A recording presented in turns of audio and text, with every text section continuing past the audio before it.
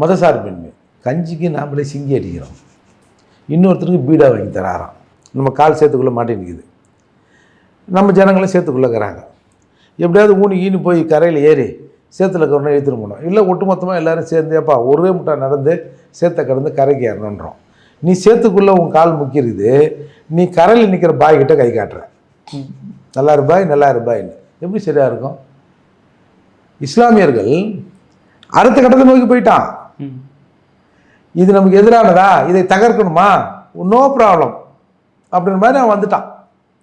இப்போ அதாவது இப்படி சொல்லலாம், கஞ்சிக்கு நாமளே சிங்கி அடிக்கிறோம், இன்னொருத்தருக்கு பீடா வாங்கி தராராம். எப்படி இது? இப்போ மதசார்பு, இப்போ வக்ஃப் போர்டு அந்த சட்ட திருத்தத்தை சார் பாய் மேலே விட்டு போயிட்டான் சார், எல்லாம் முடிஞ்சு போச்சு போங்கப்பா, ஏய் வேலையை பாருங்கப்பா அப்படின்னு பாய் மேலே போயிட்டான். நீ ஏன் இதை தொங்குற அப்படின்ற பல கேள்விகள் இருக்குல்ல.